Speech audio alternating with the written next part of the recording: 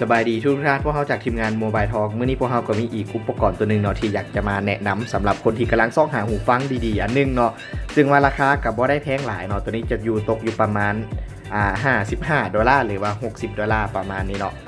ซึ่งว่าหูฟังตัวนี้เนาะมีจุดพิเศษก็คือเป็นเรื่องระบบของเสียงและก็เรื่องของเนี่ยก็เวลาที่เอาใส่หูฟังอันใดไปอันนึงโดดๆแล้วมันจะรู้สึกว่า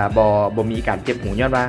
ตัวบ่วงตัวนี้นะมันค่อนข้างที่จะกว่ำรวมกว่ำตัวหูเขาได้เลยฉะนั้นแล้วเวลาที่เขาใส่ไปโดดๆมันจะบ่มีอาการแบบว่าเจ็บหูอย่างประมาณนี้เนาะฉะนั้นแล้วเขากลับมาเบิ่งจากแพคเกจจิ้งภายนอกก่อนว่าเป็นจังไดเนาะซึ่งว่าตัวนี้นี่เป็นยี่ห้อของ Kingston เนาะหลายๆคนอาจจะซื้อคุ้นๆเนาะที่เป็นผู้ผลิตพวกว่าฮาร์ดดิสก์พวกแรมพวกอย่างต่างๆเนาะแต่ว่าเพิ่นก็ได้เฮ็ดผลิตภัณฑ์อีกตัวหนึ่งที่ออกมาใหม่เนาะซึ่งว่าตัวนี้เป็นตัวรุ่นเก่าหน่อยนึงรุ่นปีกายนี้เนาะซึ่งว่าปัจจุบันนี้มันมีรุ่น2เนาะซื้อรุ่นแมนว่าเป็น HyperX เนาะว่าคันซื้อเป็นเต็มๆก็แม่น HyperX Cloud Stinger เนาะตัวนี้เป็นภายนอกมันเนาะวันนี้เรามาแกะกล่องภายในกันเลยเนาะว่ามันเป็นจังไดแน่เนาะ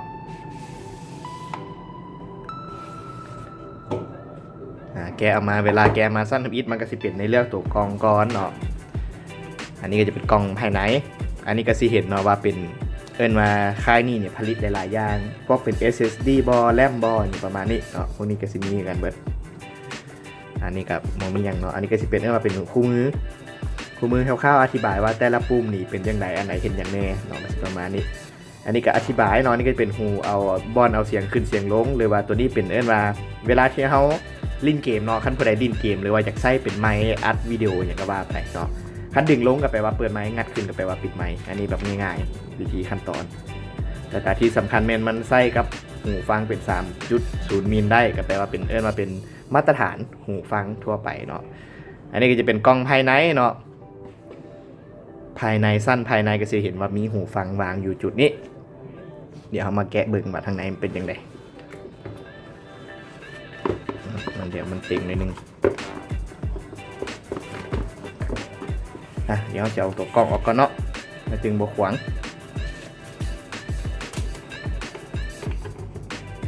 เนาะประมาณนี้ก่อนนี่ก็จะเป็นตัวหูฟังเองเนาะตัวนี้จะเป็นตัวหูฟังสังเกตว่าหูฟังตัวนี้มันว่ามันสามารถหักได้90องศาตัวนี้ปกติที่เขาใส่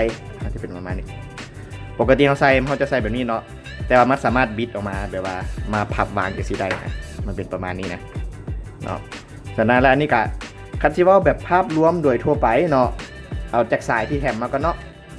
สายพวกนี้นี่ก็มาเป็นสายที่เอาไว้ต่อสำหรับผู้ใดที่แบบว่าสายสั้นโพดทีนะแล้วนี่ต่อใส่แล้วมันก็สามารถเอาไปต่อเสียงใส่กันกับตัวพวกคอมผู้ใดใส่เป็นคอม PC อย่างประมาณนี้น่าจะหูดีเนาะหัว2หัวตัวนี้และตัวนี้ก็คันแบบนี้เป็นโทรศัพท์ที่ยังมีสายหูฟังที่เป็น 3.0 มิลก็สามารถใส่เสียบเข้าไปได้เลยเนาะบ่จำเป็นต้องมีลงไดเวอร์อย่างวันนั้นซะจากนั้นแล้วก็มาเบิ่งเรื่องของคุณภาพก่อนหรือว่าคุณภาพมันเป็นยังไงเรื่องสายนี่ค่อนข้างที่จะดีเนาะคันมันเป็นเส้นใหญ่แล้วมันรู้สึกว่าแน่นดีเหนียวเนาะและตัวของส่วนของตัวหูฟังเองเนาะตัวนี้สังเกต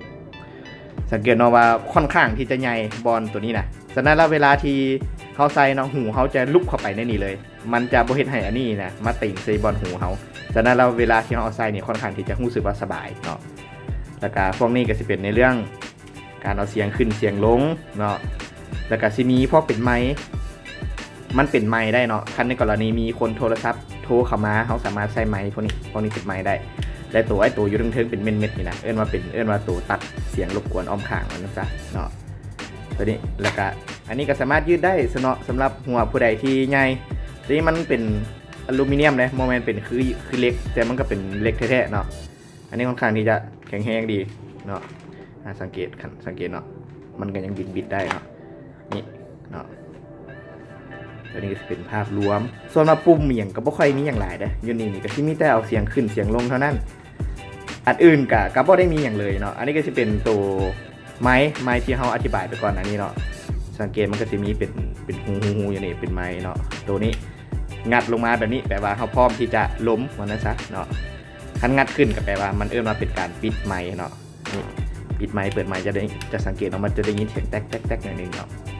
ตัวนี้กะข้อดีก็ไม่ยังกะมันหักได้น้ำประมาณว่าอยากได้งะออกมาในนึงบอกอยากโค้งเข้าประมาณนี้บอกสินะมันก็สามารถปรับตามสิ่งที่เราต้องการได้เลยเนาะก็ถือว่ากะอันนี้อันสุดท้ายอันนี้ก็จะเป็นนุ่มๆนุ่มๆอันนี้เป็นโลโก้ประมาณนี้เลยเนาะฉะนั้นแล้วก็ถือว่าจบเท่านี้แหละเลยสำหรับหูฟังเนาะสำหรับผู้ใดที่สนใจเรื่องของหูฟังจากที่การหาข้อมูลก่อนที่จะตัดสินใจซื้อถือว่ารุ่นนี้เป็นรุ่นที่คุ้มค่าที่สุดเนาะที่ราคาบ่ได้แพงหลายคันเทียบใส่กับรุ่นอื่นๆที่เป็นในตลาดของหูฟังเกมเมอร์เนาะตัวนี้จัดว่าเป็นหูฟังเกมเมอร์กับว่าได้เนาะในราคาเพียงเท่านี้ซึ่งว่าราคาขนาดกับเบาสามารถใส่ได้ดนๆโดยที่บ่มีปัญหาในเรื่องของการเจ็บหูอย่างต่างๆและการทดลองจากการลองเล่นเกมวิกี้แล้วฟังเพลงวิกี้แล้วถือว่าค่อนข้างที่ดีจัดอยู่ในเสียงระดับที่ดีเลยแต่ว่าคันซีดีทอหูฟังแพงๆหันบอกะบอซัมแต่รู้สึกว่าคุ้มค่าหลายสำหรับหูฟังตัวนี้เนาะสำหรับผู้ใดที่กำลังซ่องหาหูฟังเป็นเกมเมอร์หรือว่าเป็นหูฟังแบบจริงจังหน่อยนึงเนาะก็ลองได้รุ่นนี้ถือว่าเป็นอีก